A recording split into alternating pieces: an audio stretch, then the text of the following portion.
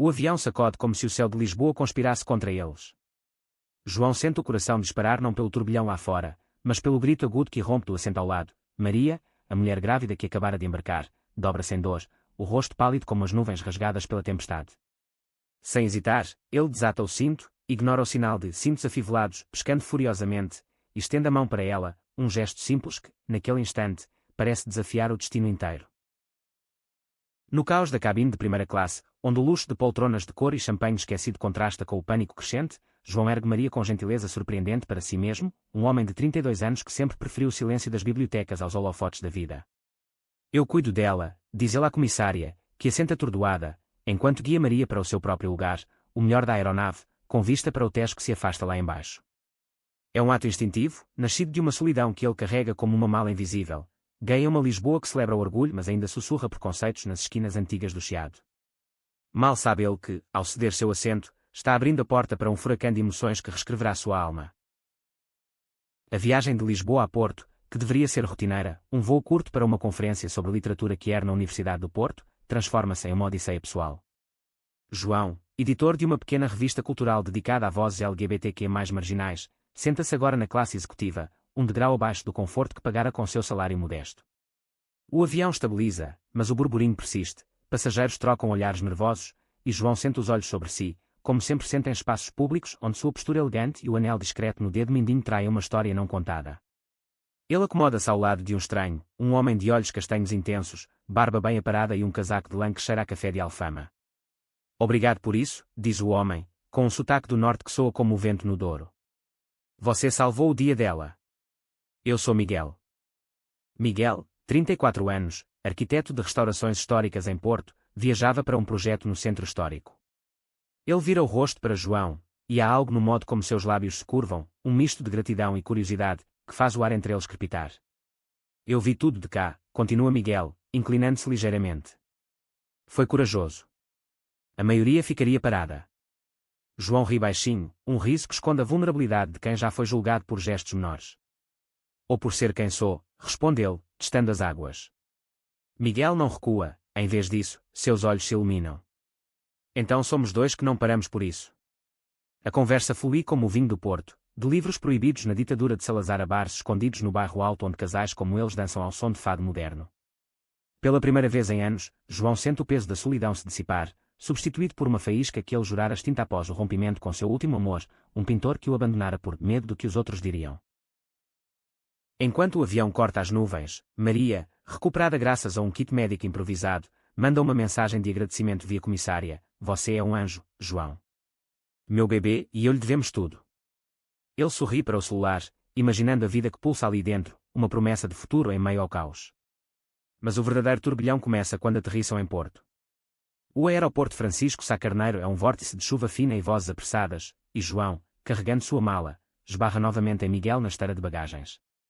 Ei, herói do céu, brinca Miguel. Deixe-me retribuir, um café no Majestic. É tradição para quem sobrevive a voos assim. João hesita, ele tem a conferência à tarde, mas algo no sorriso de Miguel, franco e desarmado, o faz assentir. É o primeiro erro delicioso de uma cadeia que os unirá de formas inimagináveis. O Café Majestic, com suas paredes azulejadas e lustres de cristal, é um portal para o passado de Porto, mesas onde Fernando Pessoa outrora rabiscava versos, agora ocupadas por turistas e locais que ignoram o mundo lá fora. Sentados à janela, com vista para a Avenida dos Aliados encharcada, João e Miguel mergulham em histórias. Miguel confessa sua jornada. Crescida em uma família conservadora de vinicultores no Douro, ele saíra do armário aos 25, após um colapso que o levou a abandonar a Faculdade de Engenharia por Arquitetura, para construir pontes, não muros, diz ele, com um brilho irônico. João compartilha fragmentos da sua dor, a revista que fundara após ser demitido de uma editora lisboeta por não se encaixar na imagem familiar, o pai que ainda finge não entender suas festas de Natal solitárias. Às vezes, sinto que vivo em um fado sem réplica, admite João, e Miguel estende a mão sobre a mesa, tocando levemente seus dedos. Então vamos compor uns juntos. Sem finais tristes. Aquele toque é o primeiro fio de uma tapeçaria tecida com urgência. Nos dias seguintes, entre palestras na conferência onde João discute narrativas que eram essa de Queiroz reinterpretado, e visitas de Miguel a canteiros de obras no Ribeira, eles se encontram à noite, passeios pelo Clérigos, onde a torre gótica os faz sentir pequenos e invencíveis, jantares em tascas escondidas, provando francesinhas que queimam a língua como as confissões que trocam. Miguel revela um segredo. Ele é ativista em uma ONG que apoia jovens LGBTQ+, no Norte, lutando contra a migração forçada para Lisboa por falta de aceitação. João, tocado, oferece espaço na sua revista para suas histórias. Mas o idílio é interrompido por uma ligação de Maria. O bebê veio antes do tempo, em uma madrugada chuvosa de Porto. Venha, João. Você é parte disso agora. Ele corre para o hospital, e lá, no quarto iluminado por luzes suaves, encontra não só Maria exausta mas radiante, segurando um menininho de olhos curiosos, Tomás, o milagre do voo. Tomás, com seus punhos cerrados como se já desafiasse o mundo, muda tudo. Maria, uma designer gráfica de 30 anos, solteira por escolha após um relacionamento tóxico, explica entre lágrimas: eu sou lésbica, João. Minha parceira nos deixou antes de eu saber da gravidez, um doador anónimo, um ato de rebeldia contra as expectativas da família dela em Braga. A confissão os une como aliados improváveis. Maria, com sua força feroz moldada por anos de olhares enviesados em reuniões de trabalho. João, que vê em Tomás um reflexo da pureza que perdeu. Ele se oferece para ajudar, babá ocasional, conselhos sobre paternidade quer, e Miguel, ao visitá-los, sente o puxão imediato. Ele tem seus olhos, brinca Miguel com João, segurando o bebê pela primeira vez, e o momento é carregado de uma ternura que os assusta. Mas o conflito irrompe como uma onda no Atlântico.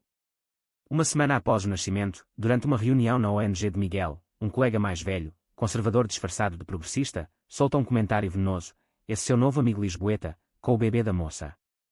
Parece cena de novela ruim. Cuidado para não virar piada. Miguel explode, defendendo João com fúria que surpreende a todos, mas o dano está feito. Naquela noite, no apartamento alugado de João no Baixa, as palavras ecoam. Você acha que eu sou uma piada? Pergunta João, voz trêmula, o medo antigo ressurgindo, o de ser reduzido a um estereótipo, o gay, exótico, que entretece mas nunca constrói. Miguel, ferido pela dúvida, retruca: eu lutei por nós, mas você sempre espera o pior. Talvez seja você quem constrói muros. Eles se separam em silêncio, o ar pesado como neblina do Douro, e João passa a noite acordado, embalando Tomás em seus braços, questionando se o amor pode nascer de um gesto aleatório sem desabar sob o peso das sombras sociais. Os dias se arrastam em uma dança de ausência. João mergulha na revista, editando artigos sobre a resiliência que era em tempos de ascensão da extrema-direita em Portugal. Miguel, em seus projetos, restaura uma casa senhorial no Foz do Douro, martelando pregos como se pudesse fixar o que se quebrou. Maria, recuperando-se, percebe a fratura e intervém com a sabedoria de quem já perdeu. Vocês dois são idiotas apaixonados, diz ela em um café à beira-rio, Tomás dormindo no carrinho. O preconceito não é só dos outros, está nas nossas cabeças, nos medos que herdamos de avós que queimavam livros. Suas palavras cutucam, e João, impulsionado por uma entrevista que conduz com um ativista trans de Coimbra, decide confrontar seu passado, liga para o pai em Lisboa, uma conversa de meia hora que termina em lágrimas mútuas, o primeiro passo para uma ponte real. O reencontro com Miguel acontece por acaso, ou destino. Durante o São João, a festa de Porto que explode em martelos de plástico e fogueiras na ribeira. O ar cheira a sardinha grelhada e sardinhas, risadas ecoam pelas ruas de paralelepípedos, e João, com uma revista na mão distribuindo edições especiais, avista Miguel dançando com um grupo de amigos da ONG. Seus olhares se cruzam sobre a multidão, e o mundo para, fogos de artifício iluminam o céu como confetes de um coração reaberto. Eu errei, diz Miguel, puxando para um beco quieto, longe do barulho. Medo não é amor. João, com o peito apertado, confessa: eu tenho pavor de ser o acessório na história de alguém. Mas com você, sinto que sou o enredo inteiro. O beijo que se segue é lento, sabor a sal marinho e sardinha, selando uma promessa sob as estrelas do Douro. No entanto, o clímax se arma sutilmente. Tomás adoece, uma febre alta que assusta Maria, evocando memórias de sua própria infância negligenciada por uma mãe que a renegara por sua orientação. No hospital, sob luzes frias, João e Miguel velam ao lado dela, mãos entrelaçadas em solidariedade. É ali que Miguel revela sua própria cicatriz, um irmão mais novo, que se suicidara aos 17 por bullying homofóbico em uma escola do interior. Eu construo casas para que ninguém mais se sinta sem teto, murmura ele, e João, tocado, jura: nós seremos o teto um do outro. E de Tomás? A crise passa, o bebê se recupera, mas o incidente catalisa uma reviravolta. Maria, inspirada, propõe que João e Miguel sejam os padrinhos legais de Tomás, um laço que transcende sangue e desafia as normas tradicionais portuguesas. A jornada não termina em felizes para sempre fáceis. Meses depois, durante o Orgulho de Porto, bandeiras arco-íris tremulando na Avenida dos Combatentes, um protesto contra uma lei retrógrada sobre a adoção que explode em confrontos. João, no palco lendo o manifesto, é vaiado por um grupo radical. Miguel o protege, mas ambos são arrastados para uma delegacia, onde olhares preconceituosos os interrogam como criminosos. Lá, em uma cela fria, eles riem da ironia, de first class a cela em 6 meses, e saem fortalecidos, com Maria os esperando do lado de fora, Tomás no colo como um estandarte de esperança. O incidente viraliza nas redes, impulsionando a revista de João e os projetos de Miguel, transformando dor em diálogo. Anos se desenrolam como páginas de um romance de Camões. João e Miguel se mudam para uma casa restaurada no Morro da Foz, com janelas para o mar e um quarto para Tomás, que cresce chamando-os de tios do coração. Maria encontra amor em uma musicista de Braga, e juntas elas formam uma família mosaico, desafiando as tetas velhas de Portugal profundo. Há brigas sobre carreiras que competem, sobre como explicar o mundo a um menino sensível, mas cada conflito forja laços mais profundos, provando que o amor que não é frágil, mas resiliente como as muralhas de Óbidos. No final de uma tarde dourada, 5 anos após aquele voo fatídico, João senta no deck da casa, Miguel ao lado, Tomás correndo pela praia com uma pipa arco-íris. Você se deu um assento, diz Miguel, beijando sua têmpora. E ganhou uma vida. João sorri, o coração pleno, o bebê que salvara não só mudar a sua vida, mas descer a uma tapeçaria de amores improváveis, onde preconceitos se dissolvem como neve ao sol, e o único destino é o que constroem juntos. O avião sacode como se o céu de Lisboa conspirasse contra eles. João sente o coração disparar não pelo turbilhão lá fora, mas pelo grito agudo que irrompe do assento ao lado. Maria, a mulher grávida que acabara de embarcar, dobra-se em dor, o rosto pálido como as nuvens rasgadas pela tempestade. Sem hesitar, ele desata o cinto, ignora o sinal de cintos afivelados, pescando furiosamente, e estende a mão para ela, um gesto simples que, naquele instante, parece desafiar o destino inteiro. João sempre fora o tipo de homem que observava o mundo de longe, como um espectador em uma peça de teatro onde nunca tinha o papel principal. Aos 32 anos, vivendo em um apartamento modesto no bairro Alto, cercado por pilhas de manuscritos e pôsteres desbotados de desfiles do orgulho, ele cultivava uma solidão escolhida. Sua orientação sexual, revelada aos 18 em uma carta tremula para a mãe viúva, fora acolhida com um abraço silencioso, mas o pai ausente, um militar que morrera cedo, deixara ecos de rigidez que João combatia diariamente através da sua revista, Vozes Invisíveis, um farol para narrativas LGBTQ mais esquecidas pela literatura portuguesa canônica. Aquele voo para Porto era apenas uma pausa, uma conferência sobre reinterpretações que de autores como Sofia de Melo Brainer, onde ele apresentaria um paper sobre o subtexto homoerótico em Os Maias. Maria, por outro lado, era um vendaval. Aos 29, com cabelos cacheados que desafiavam a gravidade e um ventre proeminente sob o vestido florido, ela viajava de Coimbra para Porto para uma consulta pré-natal de última hora. Lésbica assumida desde a adolescência, ela navegava o mundo com uma mistura de humor afiado e vulnerabilidade crua, especialmente agora, grávida de um filho concebido via inseminação artificial, um ato de empoderamento após o término devastador com sua ex, que fugira para a Espanha alegando pressão familiar. O desconforto no voo a pegara de surpresa, e quando a contração falsa veio, foi como se o universo testasse sua independência recém-conquistada. João a ajuda a se acomodar, ajustando o apoio lombar da poltrona, oferecendo água com um sorriso que desarma sua aflição. Respire devagar, como nas aulas de yoga, sugere ele, lembrando-se das próprias sessões terapêuticas para lidar com a ansiedade social. A comissária, uma mulher de meia-idade com sotaque transmontano, elogia sua calma, e logo o capitão anuncia que o voo prosseguirá, mas com monitoramento extra. Maria, recuperada o suficiente para tagarelar, pergunta sobre ele: você parece o tipo que lê poesia em aviões. João ri, surpreso pela acuidade. E você parece o tipo que ilustra capas para elas. É o começo de uma amizade instantânea, forjada no ar rarefeito. Ao ceder o assento, João é realocado para a classe executiva, onde o espaço é amplo mas impessoal. Ele se senta ao lado de Miguel, que folheava uma revista de arquitetura com dedos manchados de lápis. Miguel, com sua estatura média e olhos que pareciam mapear segredos em cada linha do rosto de João, notara a cena toda. Foi impressionante, diz ele, estendendo a mão. Miguel Sousa, arquiteto. E você, o salvador oficial do voo. João aperta a mão, sentindo um calor inesperado. João Mendes, editor. E Salvador é exagero, só bom senso. A conversa decola. Miguel fala de projetos para preservar o património que era em Porto, como placas comemorativas para figuras esquecidas do modernismo. João contrapõe com histórias de censura em publicações lisboetas. Há uma química sutil, um reconhecimento mútuo de almas que andam na corda bamba da aceitação. Quando aterrissam, A chuva de Porto os recebe como um velho amigo traidor. Na saída, Maria insiste em trocar números. Você é família agora, João. Tomás aqui, ela toca a barriga, já te adora. Ele sorri, mas é Miguel quem o aborda na bagagem. Café. Para celebrar a sobrevivência. João aceita, e assim começa o fio que os entrelaçará. No Majestic, o vapor do café forte sobe como incenso, e as histórias fluem.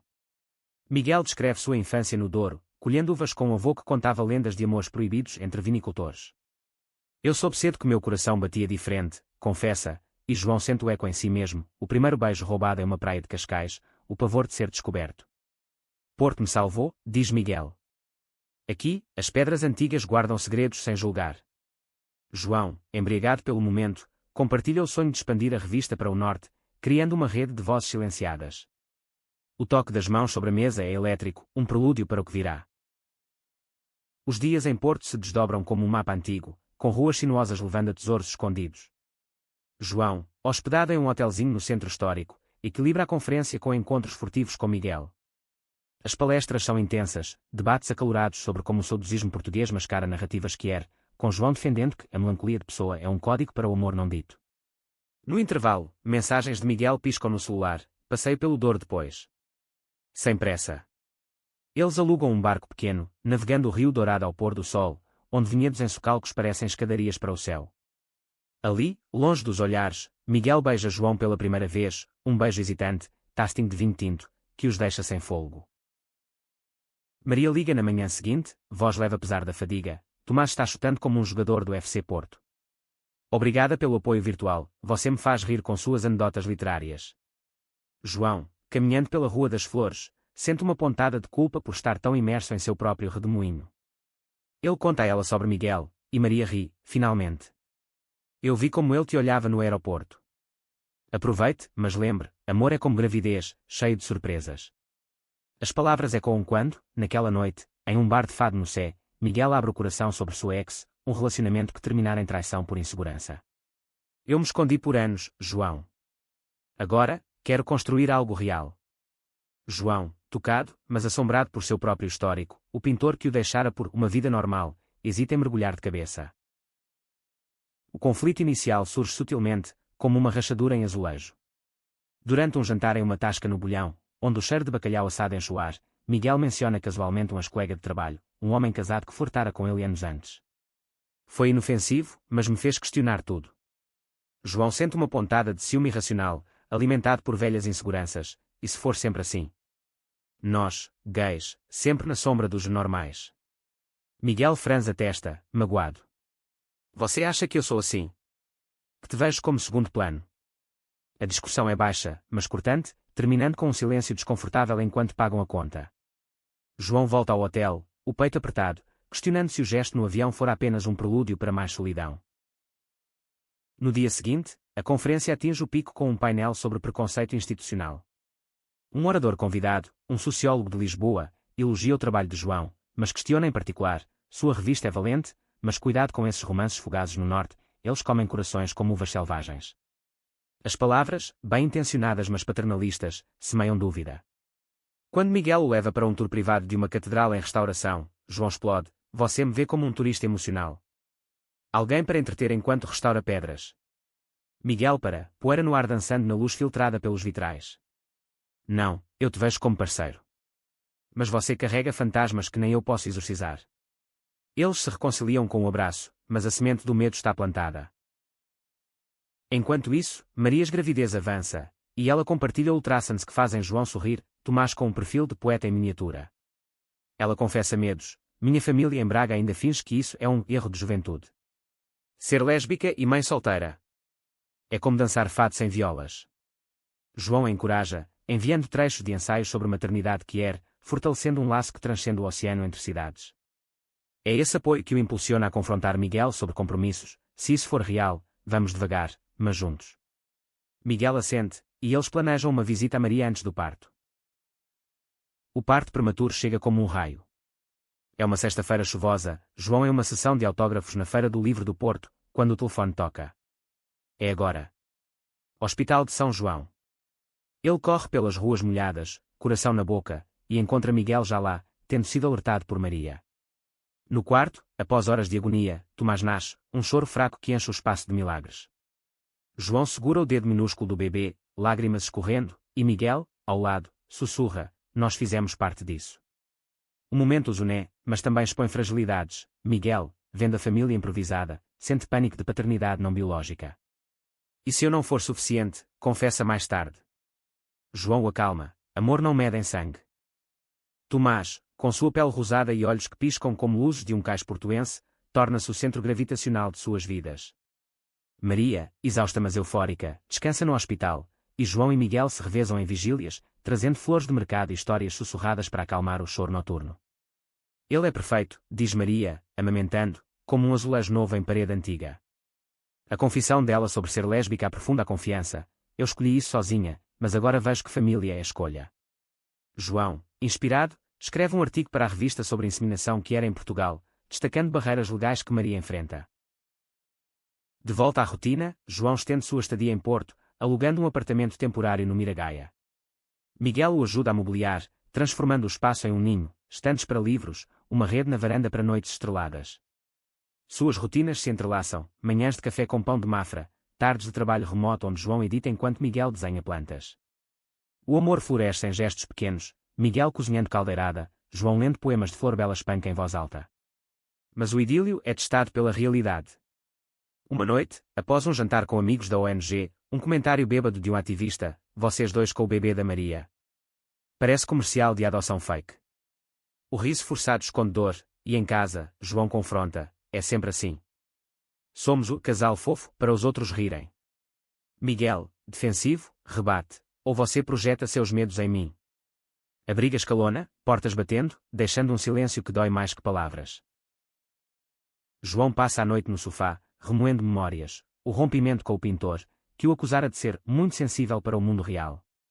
De manhã, Miguel se desculpa com um buquê de rosas do mato, colhidas no Jardim do Douro. Eu temo perder você porque já perdi tanto, admite. Eles conversam até o amanhecer, desenterrando raízes: Miguel's irmão, o suicídio que o marcou como uma cicatriz invisível, o medo de laços que se quebram.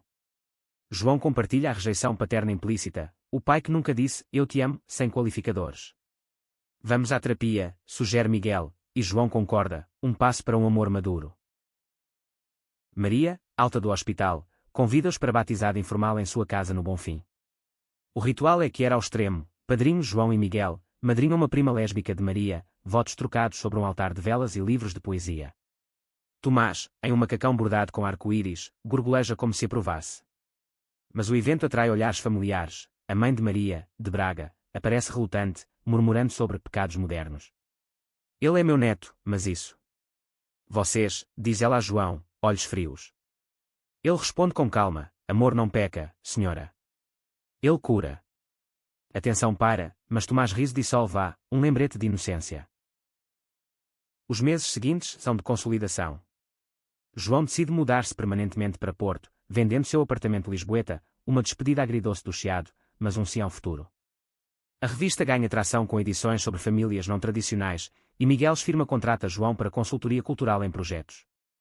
Eles adotam rotinas com Tomás: fins de semana no Douro, onde o bebê ri das uvas, passeios no jardim do Palácio de Cristal, onde João empurra o carrinho enquanto Miguel tira fotos. O amor se aprofunda em intimidade emocional, noites compartilhando sonhos, medos de envelhecer em um Portugal que avança mas recua. Contudo, um conflito maior se avizinha. Durante uma gala de premiação para ativistas LGBTQ+, em Lisboa, João é indicado por seu trabalho, mas um jornalista sensacionalista publica uma peça difamatória: o editor gay seu triângulo com mãe solteira, escândalo ou estratégia. As mentiras, insinuando poliamor forçado, viralizam, atraindo trolls online e olhares na rua. Miguel, furioso, quer processar, mas João, ferido, isola-se: talvez eles tenham razão. Somos uma história para vender cliques. A briga é feroz, com acusações de fraqueza e negação, culminando em João voltando temporariamente a Lisboa, coração partido. Maria, com Tomás no colo, liga: coragem não é ausência de medo, é agir apesar dele, luto por isso. Inspirado, João volta, encontrando Miguel na Ribeira, sob fogos do São João antecipado. Eu escolho nós, diz ele, e o reencontro é catártico, um beijo sob as estrelas que reafirma sua força. A peça jornalística é como uma pedra no sapato de suas vidas, incomoda, mas forçando movimentos mais cuidadosos. João, de volta a Porto, mergulha em contranarrativas, publicando uma edição especial da revista com depoimentos de famílias quer portuguesas, de casais gays adotando em Faro lésbicas criando sozinhas em Évora. O backlash inicial dói, e-mails anónimos com insultos homofóbicos, um patrocinador retirando apoio. Mas o apoio surge, mensagens de leitores tocados, uma petição online que atinge milhares. Miguel, ao seu lado, usa sua rede arquitetónica para expor o jornalista em um fórum ético, transformando veneno em vindicação. A reviravolta pessoal vem com a família de Miguel. Seu pai, um viúvo endurecido pelas vinhas, visita de Pinhão com um irmão mais novo, o sobrevivente da tragédia familiar. O jantar na casa da Foz é tenso. O pai, com mãos calejadas e sotaque duriense grosso, olha para João como para um enigma. Ouvi falar de vocês no jornal. Bobagens, grunhe, mas então, após vinho, conta histórias de um tio-avô que vivia com um companheiro pescador, amigos inseparáveis, diziam. É uma ponte frágil, mas real. O pai estende a mão a João, cuide do meu rapaz. Ele merece felicidade. Lágrimas fluem, e Tomás, agora rastejando, rouba a cena, babando no joelho do avô. Maria, por sua vez, enfrenta sua própria tempestade, a ex retorna, arrependida, pedindo perdão e um lugar na vida de Tomás. Eu errei por medo da minha família católica, chora ela em uma visita. Maria hesita, dividida entre rancor e compaixão. João e Miguel a aconselham em noites de vinho e conversa. Perdão não é fraqueza, é liberdade, diz Miguel, e quando sua própria jornada. Maria decide uma reconciliação cautelosa, com terapia familiar, e o processo os une mais, testemunhas de cura coletiva. O amor de João e Miguel evolui para território novo, discussões sobre o futuro, como se o adotar ou simplesmente ser uma unidade estável. Uma viagem ao Algarve testa isso, dias de praias escondidas em Sagres, onde nadam nus sob o sol, livres como gaivotas, mas uma tempestade os confina em um chalé, forçando confissões. Miguel revela um sonho adiado, abrir um estúdio de arquitetura focado em espaços inclusivos, como centros comunitários quer. João propõe parceria, a revista pode ser o coração cultural. A ideia os excita, mas João confessa medo de falhar, e se o mundo nos quebrar de novo? Miguel o segura, então reconstruímos, como sempre fiz. A crise culmina no protesto do orgulho em Porto. Milhares marcham pela Marginal, bandeiras tremulando contra uma proposta de lei que limita direitos de adoção para casais não tradicionais. João e Miguel carregam Tomás no carrinho, Maria ao lado com sua parceira nova. O clima é festivo até que contra manifestantes, um grupo ultraconservador de Braga, surgem, gritando slogans homofóbicos. Uma garrafa voa, atingindo Miguel no ombro, o caos explode, polícia intervindo. João protege Tomás, coração martelando, enquanto Maria grita por ajuda. Presos por perturbação, passam horas em uma delegacia úmida, onde um oficial zomba, mais um show de aberrações. A humilhação ferve, mas na cela, mãos dadas, eles juram resiliência. Solto sob fiança, o incidente os transforma. A mídia, agora simpática, cobre a história como símbolo de resistência, impulsionando a ONG de Miguel. João escreve um manifesto que viraliza: nossos amores não são protestos, são poemas vivos. A reviravolta emocional vem em uma noite quieta. Miguel, curando o ombro, pede João em namoro formal, um anel simples de prata com gravura do Douro. Para sempre, não só por agora. João aceita, lágrimas misturadas a risos, selando com um beijo que sabe a vitória. O pedido de namoro é o pivô, mas o clímax se arma em camadas. Com o estúdio de Miguel lançando, João integra a revista como pilar cultural, organizando eventos em espaços restaurados, leituras que eram antigas adegas do Porto. O sucesso atrai inveja, um rival arquiteto, abertamente homofóbico, sabota um projeto, espalhando rumores de parceria suspeita. Miguel, estressado, duvida, e se eu te arrastar para baixo? João, firme, responde, nós subimos juntos ou caímos, mas caímos lutando. O confronto com o rival, em uma reunião tensa, termina em Miguel defendendo sua visão. Meus espaços são para todos, inclusive aqueles que você ignora. A vitória profissional solidifica sua união. Pessoalmente, a família expande.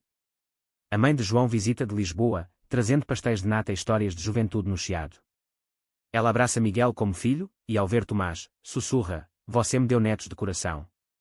A integração com a família de Maria aprofunda. O batizado de Tomás em uma igreja progressista de Porto, com votos seculares, une todos, até a mãe conservadora de Maria, que, tocada pelo neto, murmura um Deus abençoe, genuíno.